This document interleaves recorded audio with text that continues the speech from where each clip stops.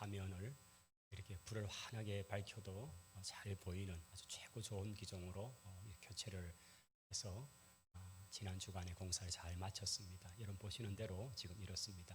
오늘은 예배 중에 또 지금 위에서 우리 영상팀과 더불어서 이제 좀 이렇게 조정하고 하는 작업들을 해서 조금 이렇게 할 겁니다.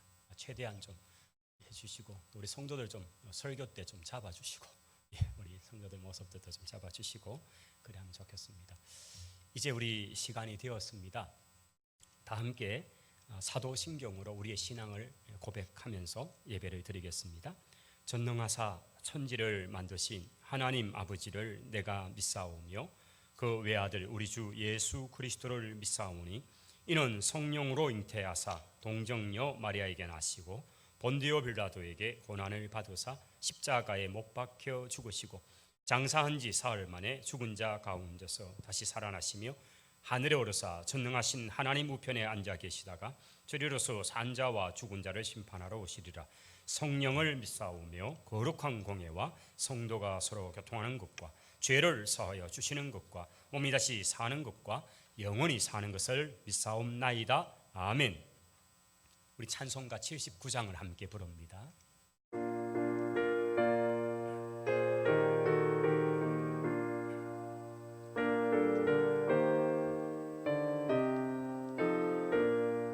주 하나님 지으신 모든 세계 내 마음속에 그리워볼 때 하늘의 별 울려 퍼지는 외성 주님의 권능 우주에 찬네 주님의 높고 위대하심을 내 영혼이 찬양하네 주님의 높고 위대하심을 내 영혼이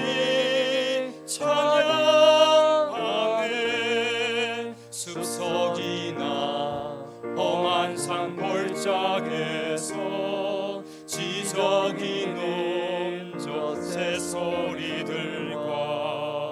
고요하게 흐르는 시냇물은 주님의 솜씨 노래하도다 주님의 높고 위대하심을 내 영혼이 찬양하네 주님의 높고 위대하심을 내 영혼이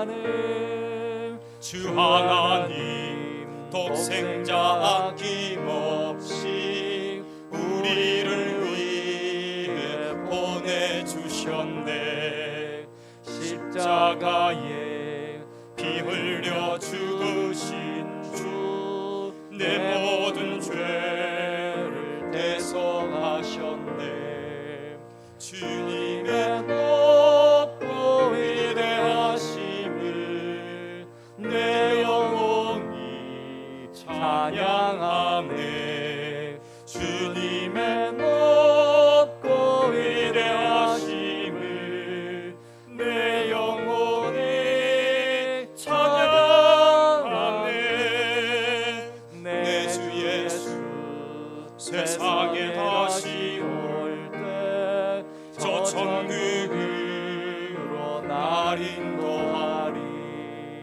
나 겸손히 엎드려 경배하며 영원히 주를 찬양하리라 주님의 높고 위대하심을 내 영혼이 찬양하네 주님의 높고 위대하심을 내 영혼이 찬양하네. 이 시간 우리를 대표해서 박병윤 장로님 기도하십니다.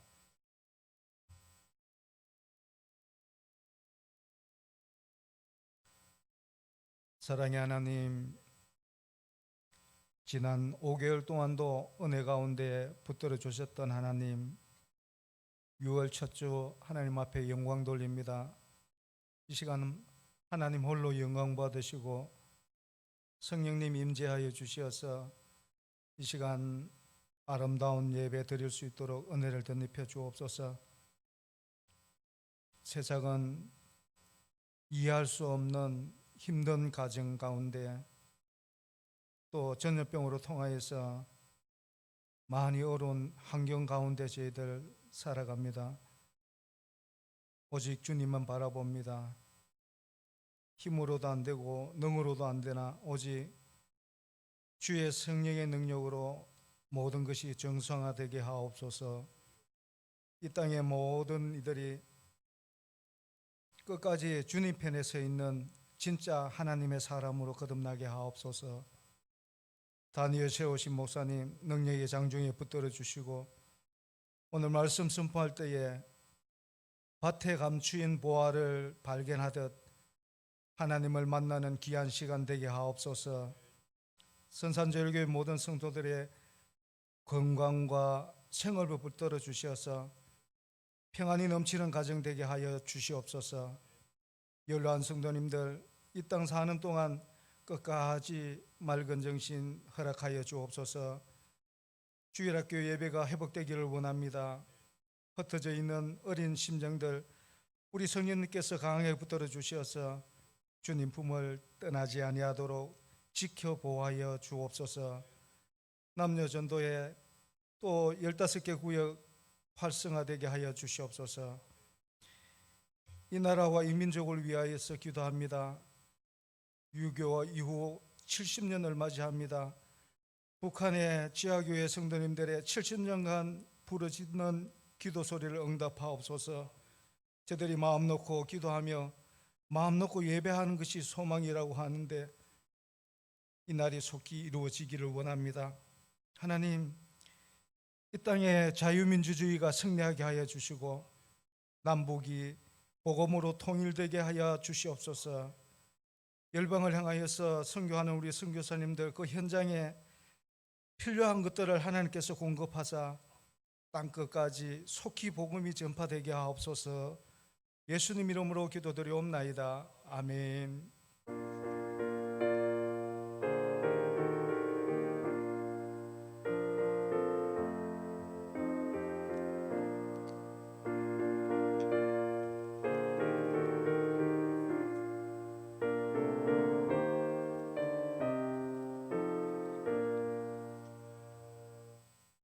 오늘 주시는 하나님의 말씀은 구약 성경 여호수아서 제 14장 6절에서 15절 말씀입니다.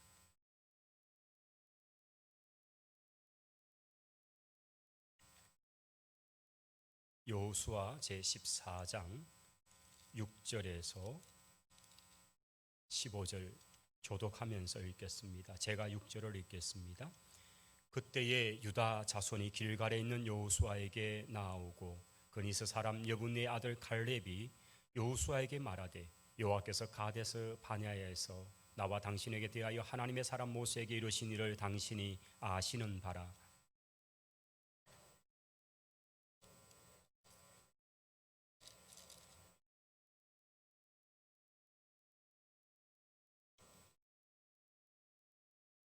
나와 함께 올라갔던 내 형제들은 내 백성의 간담을 높게 하였으나 나는 내 하나님 여호와께 충성하였으므로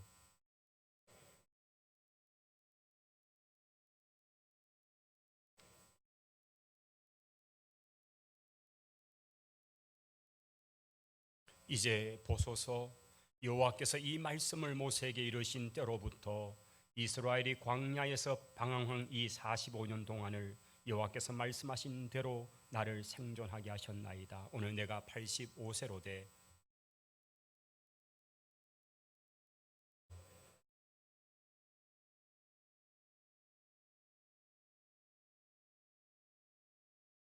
그날에 여호와께서 말씀하신 이 산지를 지금 내게 주소서.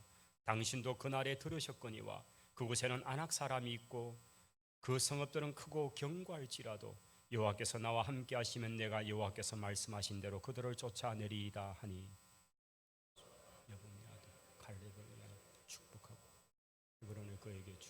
기업을사. 헤브론이 그니스 사람 여분네의 아들 갈렙의 기업이 되어 오늘까지 이르렀으니 이는 그가 이스라엘의 하나님 여호와를 온전히 쫓았음이라. 헤브론의 옛 이름은 기랏 아르바라. 아르바는 아낙 사람 가운데서 가장 큰 사람이었더라. 그리고 그 땅에 전쟁이 그쳤더라. 아멘. 아멘. 할렐루야. 벌써 6월 달 들어왔습니다. 6월 첫째 주일 오늘 2부 예배 귀한 자리에 함께 예배를 드리게 되었습니다. 이 한 달 특별히 우리가 조국 대한민국을 생각하면서 나라를 위해서 더 많은 기도와 또 간구가 있기를 원합니다. 하나님이 우리와 함께 하시는 임마누엘의 복이 우리 개인과 가정과 또 이 나라 위에 임하기를 축원합니다. 오늘 저희들은 여호수아서 제 14장의 말씀 앞에 서 있습니다. 여호수아 제 14장은 이스라엘 백성들이 출애굽을 하고 45년의 시간이 지나서 이제 그 땅의 정복 전쟁을 치룬 지 몇 해가 지난 시점이었습니다. 오늘 성경을 보시면 하나님께서 귀하게 세우신 두 사람, 두 인물이 등장이 됩니다. 그 한 사람은 여호수아죠. 모세로의 종으로서도 묘사가 되고 참 그가 청년 젊을 때부터 여호와를 모세를 수종들면서 하나님의 말씀 앞에 섰던 종, 시내산에 올라갈 때 언제나 데려가서 그 아래에 있도록 만들고 했던 그 종, 이것이 여호수아였죠. 그리고 그가 이제 가데스 바냐에서 12명의 각 지파 대표 정탐꾼이 보내어졌을 때에 그때에 함께했던 버시오 동지였던 사람이 갈렙입니다. 갈렙은 유다라는 지파의 대표로서 12명의 정탐꾼에 소속된 사람이었습니다. 오늘 본문에 보시면 갈렙은 그 45년 전, 즉 가데스 바냐에서 그가 유다 지파의 대표가 되어서 정탐하던 바로 그때를 얘기를 하는 장면이 나오지요. 그것이 오늘 7절 말씀에 나와 있습니다. 내 나이 40세에 여호와의 종 모세가 가데스 바냐에서 나를 보내어서 이 땅을 탐지하게 하였으므로 내가 성실한 마음으로 그에게 보고하였다라고 하는 바로 그 옛날 얘기를 하고 있습니다. 지금 현재 나이는 10절에 가보시면 45년의 세월이 지나서 지금 자신의 나이가 85세다라는 것을 밝히고 있습니다. 갈렙은 85세의 노인이었습니다. 그런데 오늘 이 말씀 속에는 85세의 노인의 모습은 보이지 않습니다. 여전한 마음을 가지고 여전한 신앙을 가지고 하나님 앞에 특별히 그의 버시오 동력자였던 여호수아, 그가 이제 모세의 뒤를 이어서 이스라엘의 최고 지도자로 세워져 있는 그때에 어떤 시기의 마음도 아니고 어떤 경쟁자의 마음도 조금도 없이 언제나 그 세워진 권위 버신 여호수아, 어쩌면 여호수아보다 갈렙이 나이가 더 많을 수 있거든요. 이렇게 40년 전의 상황을 보면 여호수아에 대해서는 청년이라는 표현이 나오니까요. 그럼에도 불구하고 갈렙은 여호수아를 잘 받들면서 그렇게 이 정복 전쟁을 치르고 있는 여정이었습니다. 근데 그가 이제 여호수아 앞에 찾아와서 얘기를 합니다. 그 얘기의 핵심은 이겁니다. 여호수아, 당신이 아시지 않습니까? 45년 전에 저희들이 시내산을 떠나 이제 가데스 바냐에 이르렀을 때 하나님께서 각 지파의 대표 한 사람씩 12명의 정탐꾼으로 파송할 때 당신과 내가 각기 에브라임 지파와 유다 지파의 대표가 되어서 그 땅을 탐지하느라 함께하지 않았습니까? 우리가 쭉 돌아봤던 그 땅을 이제 와서 보고를 할 때에 참으로 다른 10명의 사람들은 백성들의 마음을 높게 만들었습니다. 이것은 그들이 하는 보고가 그 땅은 너무너무 좋기는 한데 그 땅은 너무 어려운 사람들, 특별히 거인족들이 살고 그 땅에 사는 사람들은 너무나 견고하고 강해서 우리가 도저히 그 땅을 차지할 수가 없습니다. 그러면서 그 땅에 대해서 악평을 쏟아놓기를 시작했다는 거죠. 그 결과 하룻밤 사이에 온 이스라엘 백성 전체가 하나님께 대한 원망으로 가득 차는 사건, 이걸 이제 언급을 하면서 다른 사람들은 그렇게 간담을 높게 했을 때에 나는 하나님 앞에 충성했습니다. 그가 믿음의 고백, 신앙의 고백으로서 하나님이 주시는 땅이라는 그런 얘기를 했죠. 하나님께서 이 여호수아와 갈렙을 귀하게 보셨고 다른 사람들은 다 죽을지라도 지난 45년 동안 자기를 살려주셔서 이렇게 약속의 땅 지파 분배를 받게 되었다는 그 얘기를 하는 것입니다. 우리가 여호수아서 13장까지가 이제 각 지파 분배를 받는 얘기를 하고 있거든요. 유다 지파는 하나님께 특별히 이스라엘 백성들 예루살렘을 기점으로 해서 그 남쪽 전체가 유다 지파의 땅이 되게 하셨습니다.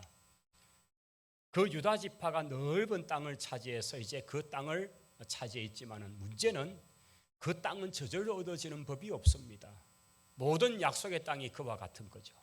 저절로 주어지는 법이 아니라 그 땅은 들어가서 전쟁을 치르고 정복을 해야만 얻을 수 있는 땅들이라는 것입니다.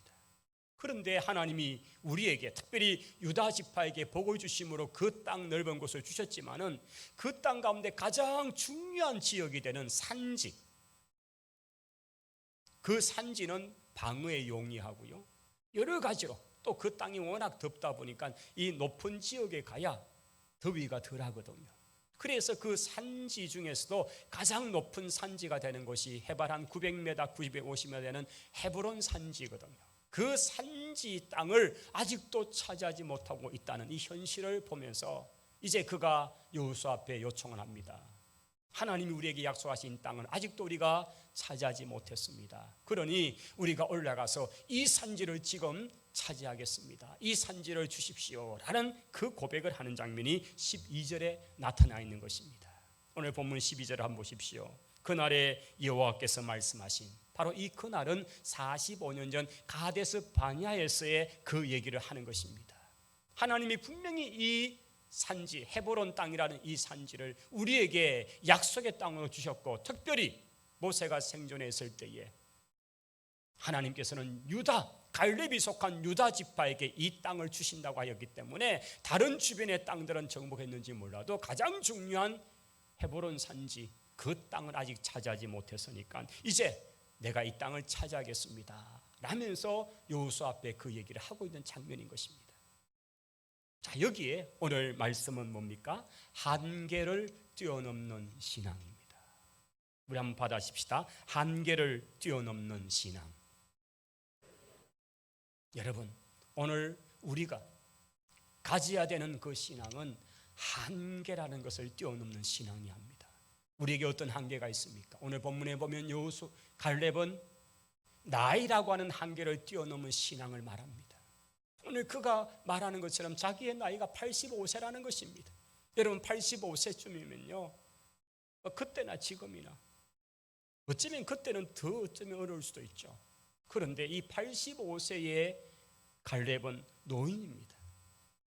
일반적으로 말하면 은퇴를 하시고 이제는 그냥 뒷방 노인처럼 이제 모든 것에서 물러나서 그냥 쉬세요라고 할 수 있는 그런 나이인 것입니다. 그런데 갈렙은 뭐라고 말하고 있습니까?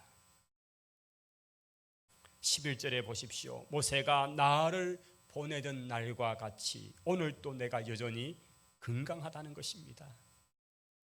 내가 힘이 있어서 그때나 지금이나 나는 여전히 싸울 수도 있고 출입에 감당할 수 있다는 것입니다. 45년 전, 즉 40세의 정탐꾼으로 가던 그날이나 지금이나 내가 같다는 그런 얘기를 하는 것입니다. 이것은 단순히 우선 노욕, 몸은 안 따르는데 마음만 그렇게 청춘이어서 하는 이런 말씀 같지가 않습니다. 그는 정말 전쟁에 앞장서고요, 그렇게 전쟁을 치르는 인물이었습니다. 여러분, 우리가 하는 말이 이런 말이 있잖아요. 나이는 무엇에 불과하다고요? 숫자에 불과하다. 근데 여러분, 진짜 나이가 숫자에 불과합니까? 저는 동의가 안 됩니다. 왜냐하면요, 죄송합니다, 연세가 높은 분들이 많이 계시는데 어느 쯤 오니까 잘 안 보이더라고요. 이제 언제부턴가 많이 먹으면 이제 안 되는 거예요. 소화가 안 되는 거예요. 저희 우리 경로 관광을 이렇게 모시고 가면요, 이제 어디 가서 어느 위치 도착하게 되면 차가 이제 멈춥니다. 여기 지금 어느 장소인데 우리 다 내리십시다 하면요, 동시에 나오면 어구구구구. 그리고는 앉았다가 일어나면 또 무릎을 이렇게 펼 때마다 어구구구. 아이고야, 이게 그냥 입에서 그냥 나오는 거예요. 우리의 몸은 그렇게 서시게 되면 우리 표현대로 연식이 많아지면 어쩔 수가 없어요. 몸에 고장이 생기고 힘들더라고요. 그냥 우리 마음처럼 진짜 나이가 숫자면 얼마나 좋겠습니까? 근데 실제로 그렇지 않더라는 거예요. 관리를 하고 해야 되더라는 거죠. 85세 아니잖아요. 그냥 아니잖아요. 무슨 냉동인간으로 몇십 년 있다가 나온 게 아니잖아요. 그가 85년의 삶을 얼마나 치열한 전쟁 속에 살아왔습니까? 85세의 그 나이에 그는 여전히 자기 지파가 차지할 그 땅, 여전히 지금 저 헤브론 산지가 다른 민족에게, 다른 족속에게 그렇게 있는 걸 보면서 견딜 수 없는 거죠. 그러면서 그가 용기를 가지고 여호수아 앞에 와서 얘기하는 말이, 이 산지를 지금 내게 주십시오. 내가 올라가서 그것을 차지하겠습니다. 명령만 내려주시면 내가 나의 사람들을 데리고 저 산지를 정복하겠다는 그 얘기를 하는 것입니다. 여러분, 나이라는 한계를 뛰어넘은 신앙을 우리에게 보여주고 있습니다. 성도 여러분, 오늘 우리가 이제 어떤 나이가 되어서 이제 은퇴하겠다, 그만하겠다, 여러분 사실 우리는 어쩔 수가 없습니다. 교단 법으로 우리의 모든 그런 심무하는 사역은 70세를 정년으로 둬야 되는 것이 우리의 법입니다. 그렇지만은 주님을 섬기고 봉사하고 하는 그 일에 우리 나이가 제한이 있겠습니까? 여러분, 주님 앞에 서시는 그날까지 내가 이제 이 나이가 되어서 뭐 하겠느냐 그렇게 생각하지 마시고, 내 나이가 어때서 봉사하기 딱 좋은 나이인데 여기시면서 주님 앞에 나이의 한계를 뛰어넘는 신앙의 주인공 되시기를 축원합니다. 우리 옆에 계신 분 한번 보십시다. 내 나이가 어때서? 젊은 사람은 실감이 안 나실 것 같은데. 두 번째는 환경이라는 한계를 뛰어넘은 신앙의 모습을 갈렙에게서 볼 수가 있습니다. 이 갈렙은 45년 전에 그가 가데스 바냐에서 가장 지파 중에서 똑똑한 사람 12명을 뽑을 때에 그가 뽑혔습니다. 사실 학자들은 그가 정통 유다 지파 사람이 아니라는 얘기도 합니다. 왜냐하면 그를 일컫는 말이 언제나 그니스 족속 이렇게 되어 있거든요. 여분네 아들 누구다. 사실은 유다 지파 같으면 누구의 아들 이렇게 표현하면 되는데, 이 갈렙에 대해서만큼은 그니스 족속을 계속 붙이는 거죠.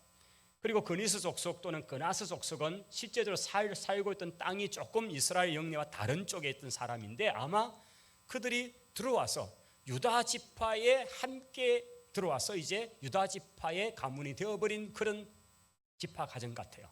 그래 얼마나 탁월하면 주 지파 사람들을 뛰어넘어서 대표가 되어 있는 거죠. 굉장히 탁월했던 거죠.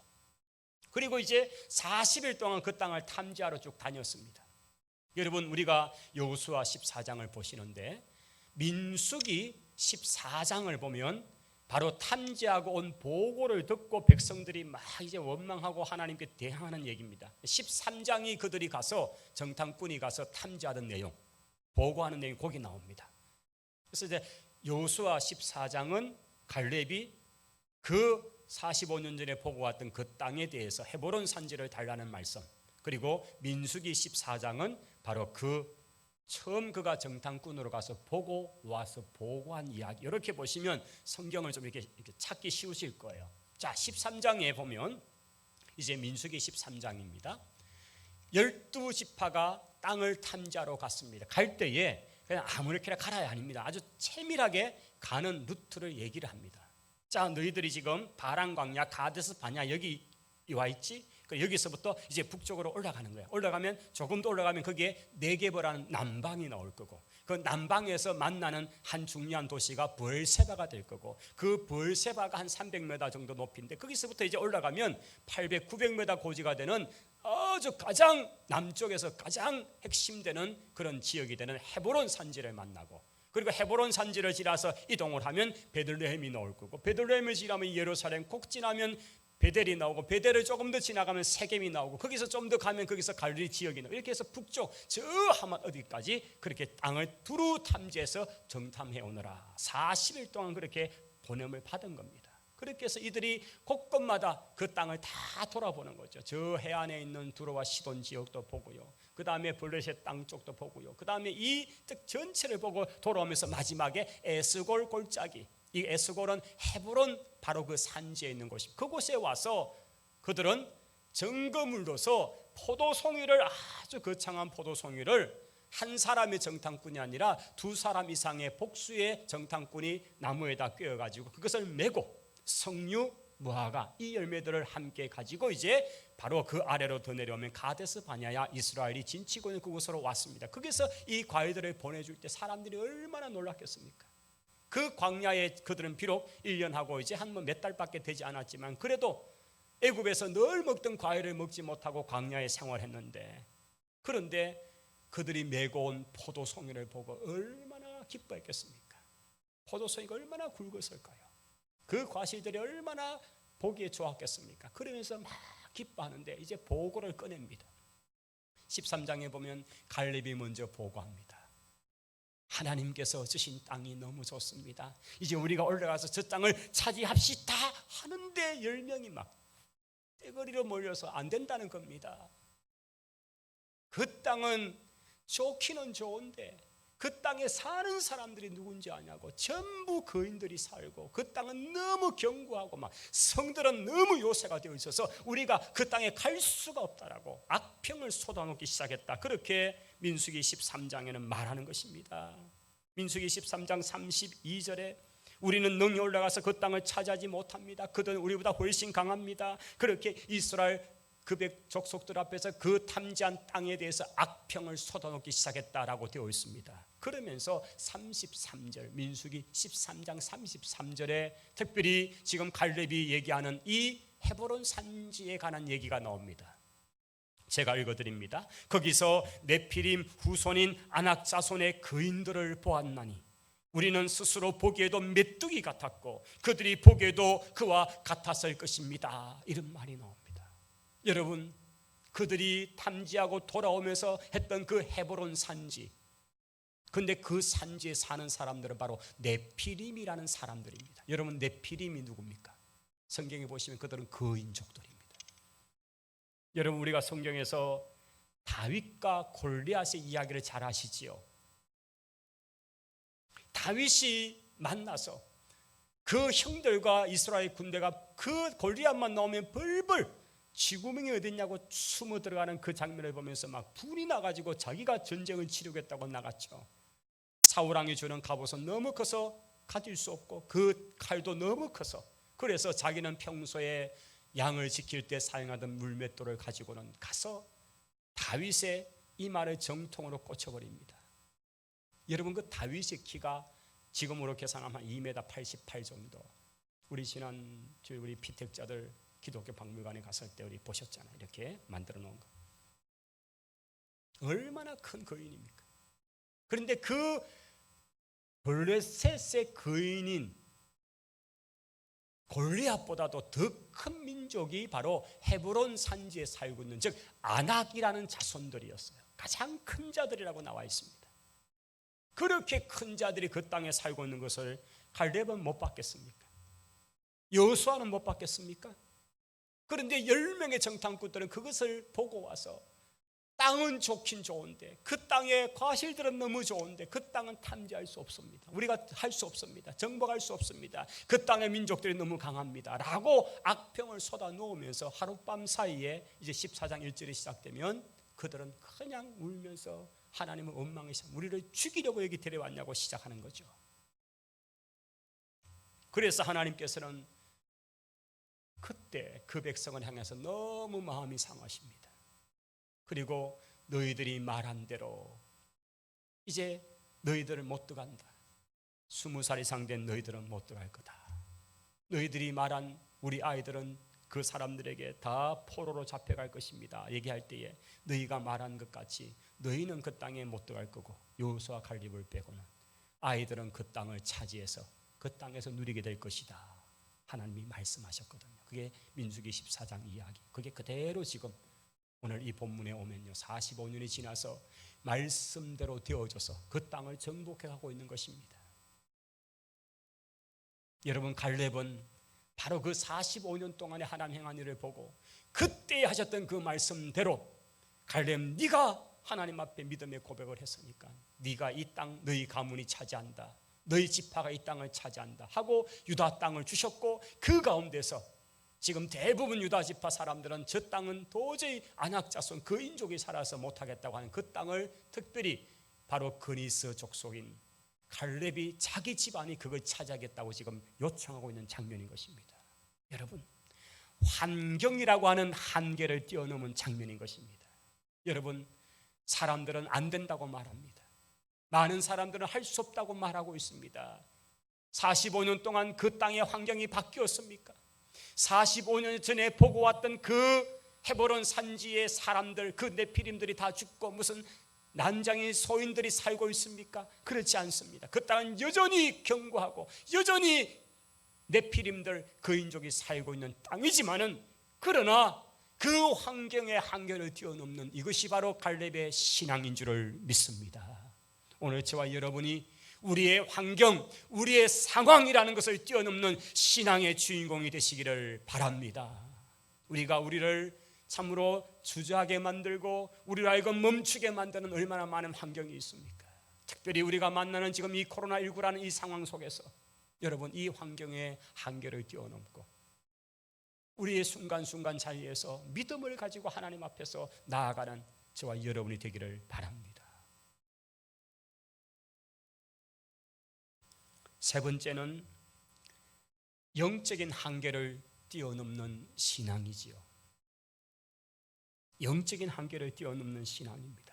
자, 저는 오늘 본문 다시 여호수아 14장으로 와서 12절 말씀을 한번 보시기를 원합니다. 우리 12절입니다. 여러분 한번 같이 한번 읽어볼까요? 그날에 여호와께서 말씀하신 이 산지를 지금 내게 주소서.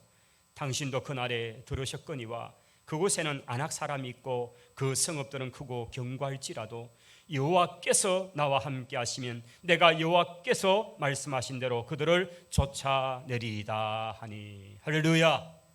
여러분, 지금 나이는 85세, 환경은 여전히 똑같아요. 45년 전이나 지금이나 똑같아요. 여전히 그 인족이 살고 있어요. 그런데 그는 여호와께서 함께 하시니 능히 그들을 쫓아낼 수 있을 것입니다 라는 이 고백, 신앙의 고백을 하고 있는 것입니다. 여러분, 바로 이것이 영적인 사람, 신앙의 사람의 바로 다른 점이어야 한다는 것입니다. 여러분, 영적인 한계를 뛰어넘어야 합니다. 그 출애굽 1세대들은 10명의 정탐꾼의 이야기를 듣고 다 죽겠다고 하면서 그냥 그 자리에서 퍼들고 앉아버렸습니다. 그런데 이제 40년이 지나고 45년이 지난 이때는 어떻습니까? 놀라운 장면 하나를 여러분 보십니까? 갈렙이 얘기를 하고 우리가 올라가서 저 땅을 차지하자, 저 땅에는 아낙 자손이 있다. 그렇지만은 그들은 따라 올라가서 전쟁을 치룬다는 사실입니다. 여러분, 그들의 신앙의 한계가 달라진 겁니다. 이게 하나님이 원했던 믿음의 2세대들이었습니다. 1세대는 말 듣고 그 현실을 보고 포기해버렸지만은, 그러나 2세대는 그들이 지나온 그 동안에 하나님이 어떻게 역사하시는가를 그들이 경험하면서 그들이 살 수 있는 유일한 길은 지금까지 여리고를 무너뜨리고 아이성을 무너뜨리고 남부 전부 북부 전쟁을 치르고 이제 이쪽에 마지막 남은 이 전쟁들을 치르는데 하나님이 함께 하시느냐 하지 않느냐, 이것이 승패의 이유이지 우리의 군사력이 아무것도 아니다라는 사실을 그들은 안 겁니다. 그래서 그들의 신앙의 한계가 이제 달라진 것입니다. 오늘 예배하는 우리 모든 성도 여러분, 우리의 신앙의 한계가 지금보다도 한 단계 더 올라갈 수 있기를 축원합니다. 여러분, 연세가 드시면 체중이 빠지는 특징이 있더라고요.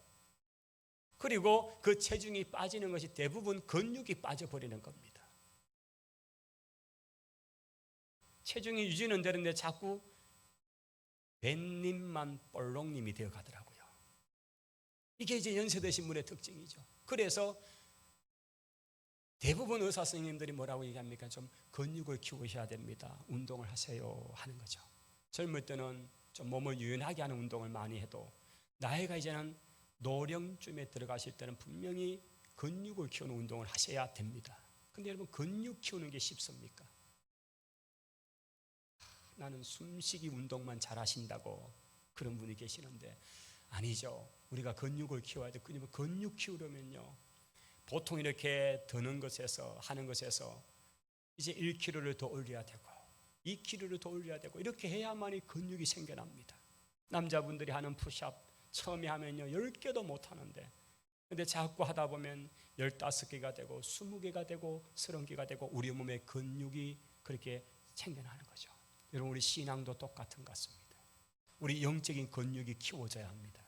이전에는 이런 상황만 되면 못한다 그러고 도망치고 그렇게 고개 숙였던 그런 신앙이 이제는 그런 근육, 신앙의 근육을 키워놓고 나면요, 그런 것쯤은 막 거뜬하게 이런 말 들어봐야 아무 눈도 깜짝하지 않는 그런 신앙이 되는, 여러분, 신앙의 영적인 근육을 키우시기를 바랍니다.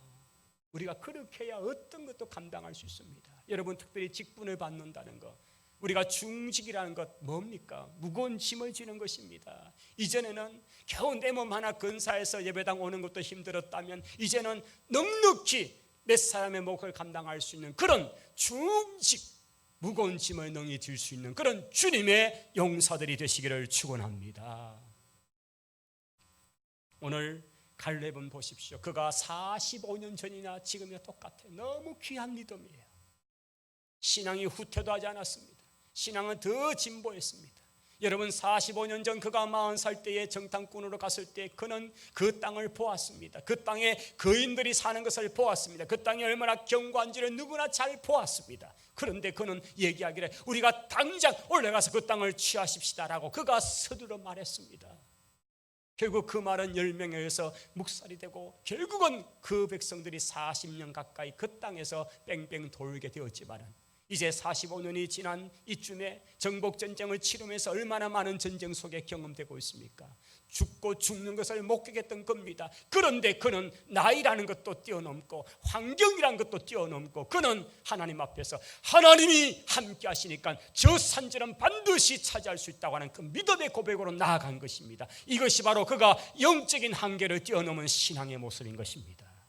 오늘 이 신앙이 저와 여러분에게 요구되는 신앙인 줄을 믿습니다. 성도 여러분, 우리가 신앙생활 하는 가운데 우리는 부단히 하나님이 어떻게 생각하실까? 예수님이 지금 어떻게 생각하실까? 이 질문을 많이 던져볼 수 있기를 바랍니다. 내가 이렇게 하면 하나님이 어떻게 생각하실까? 내가 지금 이런 결정을 내린다면 예수님은 어떻게 하실까? 여러분, 그런 생각을 부단히 하면서 우리가 하는 일이 정말 하나님이 기뻐하시는지, 하나님이 기뻐하신다면 그 일에 내가 달려가고 그 일을 감당하겠다는 그런 믿음으로서 어떤 환경도 주변도 오지 말고 그냥 돌진할 수 있는 그런 믿음의 사람들이 되시기를 바랍니다. 저는 오늘 이 말씀을 준비하는 가운데 특별히 여러분 7절, 8절, 9절을 한번 다시 주목해 보십시오. 7절, 8절, 9절, 우리 7절의 끝부분을 보십시오. 자기가 40세 때에 가데스 바냐에서 정탐꾼으로 갔을 때의 마지막 구절에 내가 성실한 마음으로 그에게 보고했다는 표현이 나옵니다. 성실한 마음 하나, 여러분 아마 표시할 수 있으면 표시하시고 그 다음 8절로 가보십시오. 나와 함께 올라갔던 내 형제들은 10명의 다른 정탐꾼을 얘기합니다. 그들은 내 하나님 여호와께 그들은 백성들의 마음을 간담을 높게 하였으나 나는 내 하나님 여호와께 뭐 하였다고요? 충성했다. 내 하나님 여호와께 충성했다는 표현을 쓰고 있습니다. 여러분 충성이 뭐예요? 우리는 이런 생각을 합니다. 그 땅을 40일 동안 힘들지만 가서 그 땅을 다 돌아보고 오는 그것을 충성이라 생각합니다. 그런데 아니에요. 이 문명을 보고 또 구절을 보고 나면 그게 아니에요. 여러분 12명이 다 충성해서 그렇게 말하면 12명이 똑같이 40일 동안 고생을 하고 그 땅을 다 탐지를 했다고요. 10명이 무슨 중간에 쉬어 있다가 보지도 않고 있다가 그냥 나타나가지고 엉터리 말한 게 아니란 말이에요. 12명이 똑같이 40일 동안 그 땅을 다 돌아보고 왔다니까요. 그런데 충성이라는 단어가 갈렙에게서, 그리고 하나님이 그를 인정하시는 그 충성은 뭔가? 그 일 했다고 충성된 게 아니라는 얘기예요. 그 땅 돌아봤다고 충성된 게 아니라는 얘기예요. 여러분 9절을 다시 가보십시다. 9절입니다.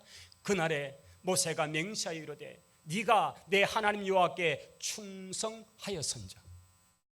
여러분 40일 동안 그 먼 땅을 돌아보고 온 것이 충성이라면 12명도 다, 나머지 10명도 똑같은 이 얘기를 받아야 되죠. 이 평가를 받아야 되죠. 그런데 아니라는 얘기예요. 그럼 충성이 뭐냐? 우리가 심각하게 한번 생각해 봐야 합니다.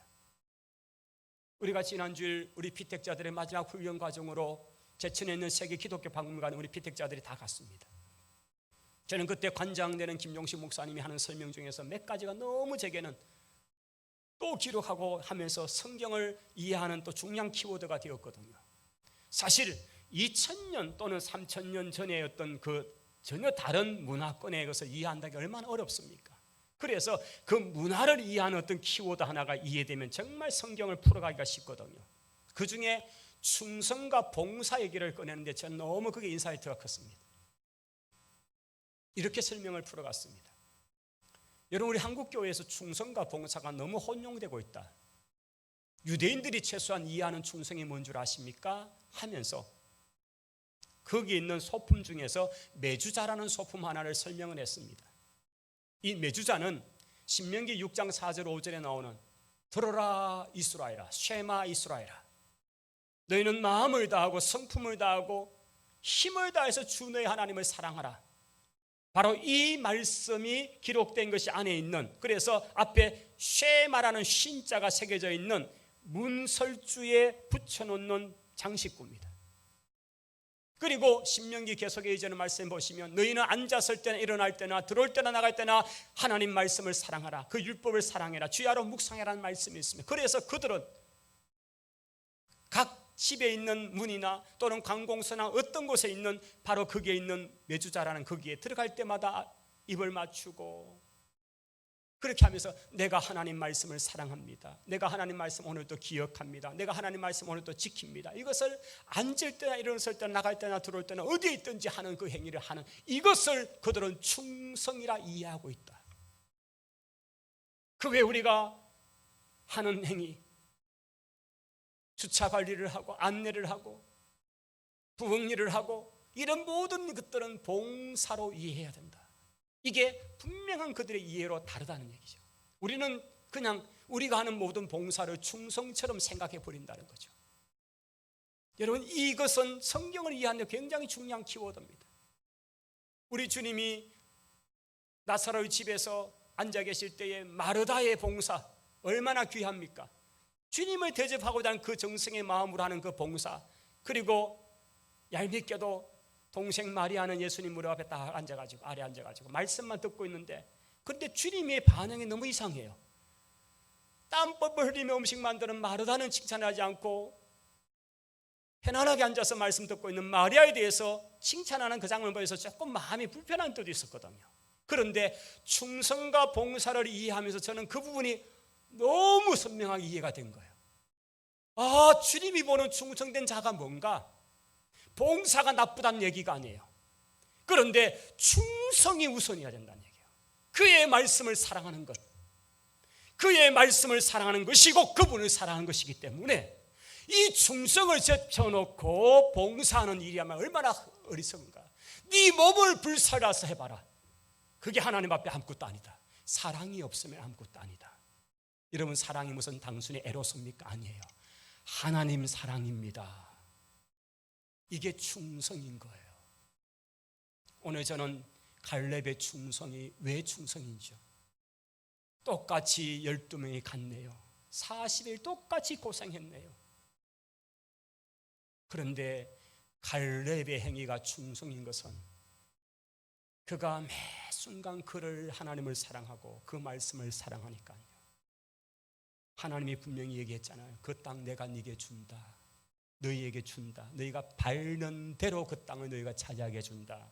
그 땅이 어떤지만 보고 오너라 했는데 10명은 오면서 좋기는 좋은데 이런 땅에 도대체 저런 사람들이 살고 있는데 우리 보고 가라고, 아이고 이러면서 10명이 쏟아낸 말에는요, 한 번도 하나님에 대한 충성의 마음, 사랑의 마음이 없는 거예요. 그 말씀에 대한 게 없는 거예요. 자기 본대로 말하고 자기 생각대로 말하는 것뿐이에요. 똑같이 고생하고요, 똑같이 봉사는 했는지 몰라도 결국은 주님 앞에 충성된 자로 여기지 못한 받는 거죠. 그런데 갈렙의 답은 뭡니까? 그 말씀을 기억하고, 비록 눈에 보이는 것은 그 땅은 거인족이 살지만, 그러나 하나님이 우리와 함께 하시니 그 땅은 우리의 차지가 될 줄을 믿습니다. 할렐루야! 이것이 충성입니다.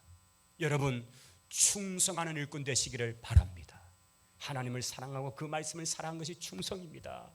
여러분, 봉사의 자리, 그 봉사의 거치가 자기 몸을 불살라서 내어주는 구제를 할지라도 사랑이 없으면 끝입니다. 충성하는 일꾼이 되십시오. 그분을 사랑하고 그분을 사랑은 그분의 말씀 사랑으로 반드시 증거되어야 합니다. 증명되어야 합니다. 그래서 오늘 이 7절, 8절, 9절의 이 말씀 속에 내가 성실한 마음, 에무나, 내가 충성된 것, 에무나, 이게 구약 성경에 여러 번 나왔던 단어, 단 한 번 하박국에만 나왔던 게 믿음으로 번역된 단어예요. 나머지는 다 성실, 충성으로 번역되었다고요. 그래서 우리가 믿음으로 하라는 이 말을 하고 싶은데 믿음을 자꾸 이상하게 신념으로 이해하는 너무 많은 현상 때문에 제가 자꾸 이 말을 빼는 거예요. 성실, 충성이라는 말은 분명히 달라요. 믿음이란 단어는 우리 속에 언제부턴가 그냥 생각적인, 사상적인, 우리의 신념적인, 우리가 그냥 믿으면 그냥 마음으로 갖는 행위로 이해하지만, 그러나 성경이 원래 말하는 믿음의 이 에무나는 성실, 충성, 즉 행동이 나타나는 것, 그렇게 행하는 것, 그렇게 고백되는 것, 이걸 얘기하니까 다르잖아요, 뉘앙스가. 그래서 저는 자꾸 이 단어를 좀 그렇게 쓰고 싶은 거예요. 성실하냐, 충성하냐. 여러분, 믿음으로 산다는 것, 다른 말로 충성의 삶이고 성실한 마음이고, 그걸 더 함축하면 그분의 말씀 앞에 우리가 어떤 태도인가 하는 거죠. 오늘 갈렙이 주님 앞에 인정된 것은 바로 그의 충성이었습니다. 다른 10명의 정탐꾼들은 똑같은 걸 보고 와서 결국은 하나님의 사랑의 마음이 전혀 없으니까, 하나님이 하시는 그 말하신 그분이 책임진다는 것 전혀 생각을 안 하니까 안 된다는 불평만 쏟아내다가 민수기 14장에 보시면 10명의 정탐꾼들을 하나님께서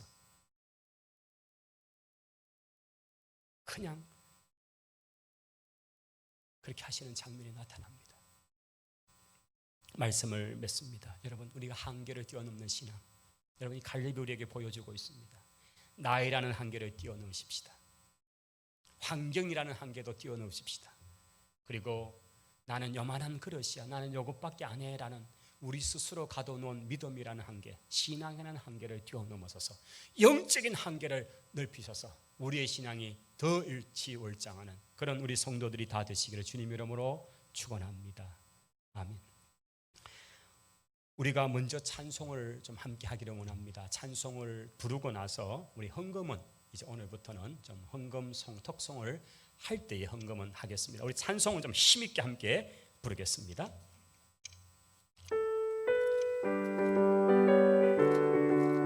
우리 손뼉 치며 할까요? 주를 앙모하는 자 올라가 올라가 독수리같이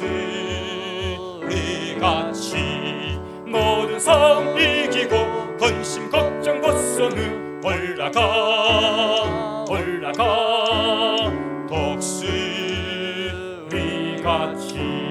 주 앙모하는 자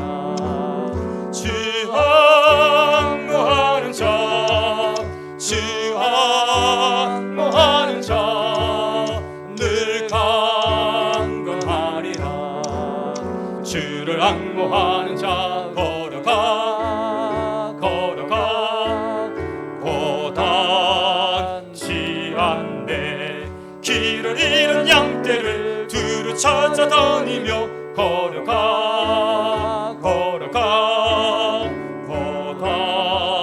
고단치 않네. 주 앙모하는 자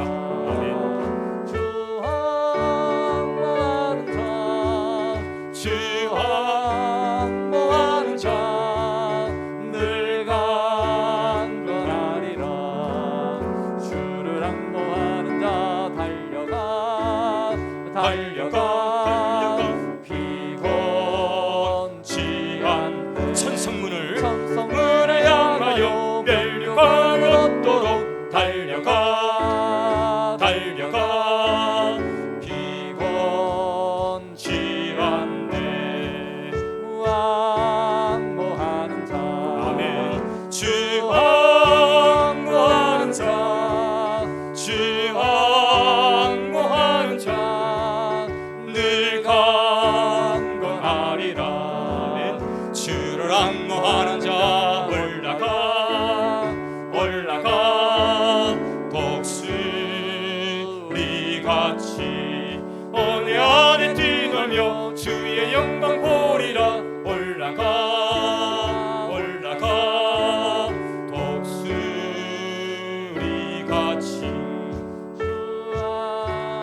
앙모하는 자 주 앙모하는 자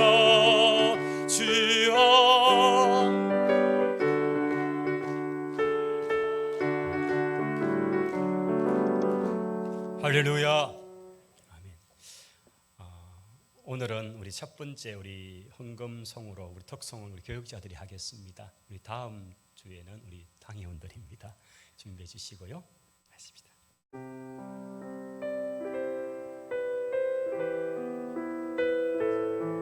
자, 이제 헌금 시작합시다.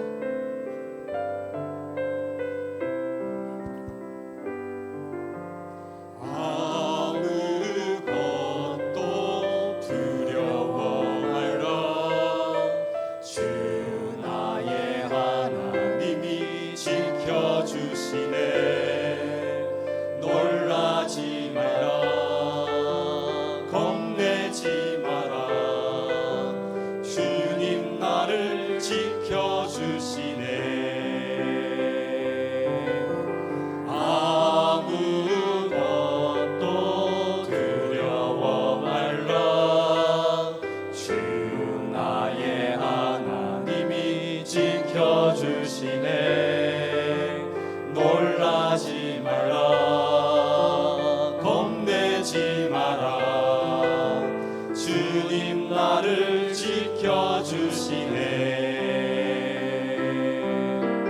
내 맘이 힘에 겨워 지칠지라도 주님 나를 지켜주시네.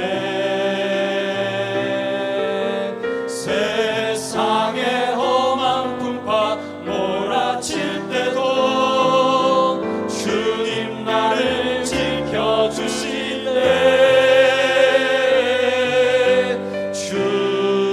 주님은 나의 산성 주님은 나의 요새 주님은 나의 소망 나의 힘이 되신 여호와. 내 맘이 힘에 겨워 지칠지라도 주님 나를 지켜주시네. 세상의 험한 풍파 몰아칠 때도 주님 나를 지켜주시네. 주님은 나의 산성 주님은 나의 요새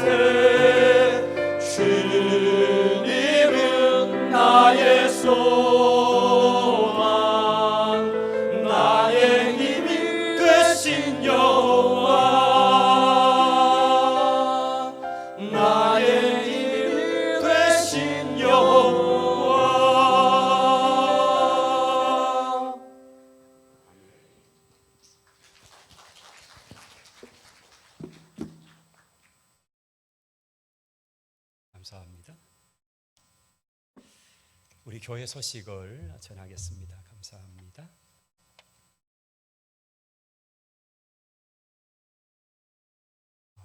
우리 아직도 좀 코로나 상황이 있어서 우리 예배 참석 시 마스크 착용, 또 체온 체크하는 것, 또 지정된 자리에 앉는 것 좀 이렇게 잘 지켜주시기를 바라고, 수요 기도회 7시고요. 새벽 기도회 우리 다 본당에서 드려지고 있습니다.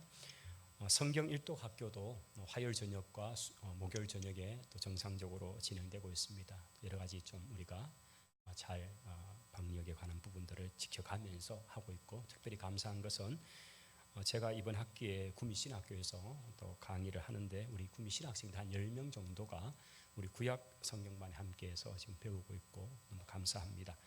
여러분께서 많이 기도해 주시기를 바랍니다. 예배 후에 이 자리에서 성지순례에 관한 우리 설명회가 있습니다. 두루 여행사 대표되는 집사님께서 또 아마 이제 시간에 맞추어서 서울에서 내려오십니다. 여러 가지 상황 인해서 어떻게 진행돼야 될지에 관한 그런 언론들이 될 것입니다. 임직식 및 은퇴 감사 예배가 6월 20일 토요일 오후 2시에 이곳에서 진행이 됩니다. 사실 작년에 비택을 하고 훈련을 쭉 해보다가 이 코로나 인해서 저희들이 멈추었다가 원래 예정되었던 5월 달에 임직식을 저희들이 연기를 했습니다. 그러나 이 상황이 아무래도 연말까지도 계속 진행될 것 같아서 저희들이 좀 최소화해서 좀 초청하는 식구들도 좀 적게 해서 저희들이 임직식을 하기로 했습니다. 특별히 6월 20일 이때가 저희들이 이제 우리 교회가 설립된 게 1974년 6월 24일이니까요. 46주년이 되는 그 주간이죠. 그래서 그런 의미를 담아서 6월 20일 토요일 날에 합니다. 식사를 대접할 수 없기 때문에 오후로 시간대를 좀 늦추어서 진행되는 것도 기억하시고, 그냥 우리 기념품 선물로만 대체를 하게 될 것입니다. 여러분께서 많이 기도해 주시고, 또 저희들이 일부 예배 후에 우리 당회에 모여서 명예 권사님으로 좀 추대하는 분들을 저희들이 추천을 선정을 했어요. 우리 당의 서기 되시는 우리 박준현 장로님께서 전화를 드리실 겁니다. 그래서 본인이 또 수락을 해야 되는 거니까 이번 수요일 기도회 마치고 우리 장로님들과 우리 명예 권사님으로 추대되시는 분들은 오셔서 그날 마지막 면담을 통해서 최종적으로 말씀해 주시고 그분들이 이번 임직식에 명예권사로 추대가 될 것입니다. 그리고 세 분의 권사님은 만 70세가 지나셔서 이번에 은퇴식도 임직식 때 같이 하게 될 것입니다. 은혜로운 그런 임직 은퇴식이 되도록 여러분께서 기도를 많이 해주시기를 바랍니다. 이번에 계시는 김혜숙 집사님 수술 가운데 있고요. 또 권영현 청년 입대했네요. 여러분께서 기도해 주시기를 바랍니다. 하나님께 여러 성도들이 귀한 예물을 드렸는데 제가 감사 예물만 소개합니다. 최진욱 청년입니다. 전재희 김혜숙 집사님 가정 범사의 감사, 이원식 집사님 김은숙 권사님 아드님 또 상을 받아서 감사 예물, 함lin가 집사님 범사의 감사, 한중종 권재미 집사님 가정에서 은혜 감사합니다. 이경석 집사님 범사의 감사, 김철수 이김 집사님 가정 박소연 검사의 감사, 한량없는 은혜에 감사합니다. 김학경 전사님 무명으로 범사의 감사, 최혜락 김문숙 집사님 가정에서 매 순간 감사하고 은혜입니다. 임상환 구정영 집사님 가정에서 남지연 남지민 또 고이반 일동으로 씨앗헌금으로 심었습니다. 다시 한번 여기 또 뭐 이렇게 하나 분실물 휴대폰이 있네요. 여자 화장실입니다. 발견한 곳이 찾아가시면 되겠습니다. 기도하겠습니다. 하나님, 모든 것이 은혜입니다. 임마누엘 하셔서 여기까지 우리가 왔고요. 하나님이 도우시면 우리가 이렇게 살아갑니다. 오늘 말씀같이 한계를 뛰어넘는 신앙의 주인공들로 저희들이 서게 하옵소서. 나이라는 한계를 뛰어넘고 환경 상황이라는 그 한계를 뛰어넘고 무엇보다 영적인 믿음의 한계를 뛰어넘어서 하나님 앞에 서는 저희들이 다 되게 하옵소서. 주님께 드리는 여러 성도들의 헌신이 있습니다. 지금 선교지마다 아우성입니다. 선교비가 끊어지고 너무나 어려운 가운데는 많은 선교사들이 있는데 하나님, 저희들이 물질을 드리고 선교비를 보낼 수 있게 되어 감사합니다. 주의 나라 위에 쓸 수 있게 하신 것 감사합니다. 하나님, 헌신하는 많은 성도들을 기억하시고 하나님께서 은혜와 복을 내려 주옵소서. 주의 나라 위에서 드리는 귀한 예물들에게 하나님 복 주셔서 형통케 하시고 참으로 이 어려운 때에도 확장되고 더 나아지고 더 지경이 넓어지는 복을 허락해 주옵소서. 특별히 우리 임직자들이 헌신해서 귀한 것으로 정성껏 준비한 이렇게 좋은 화면, 좋은 영상 이런 것을 통해 저희들 예배됨을 감사합니다. 하나님 복 주셔서 심은 것에 10배, 30배, 60배, 100배로 하나님께서 복을 내려 주옵소서. 드린 모든 예물 하나님께서 받으시고 험량해 주시기를 바라옵고 예수 그리스도 이름으로 기도하오며 이제는 교회의 머리 되신 구주 예수 그리스도의 은혜와 하나님의 사랑과 성령의 교통 충만 역사하심이 한계를 뛰어넘는 그런 신앙의 주인공 되기 원하는 모든 주의 백성들 위해 이제로 영원토록 함께 있을지어다. 아멘.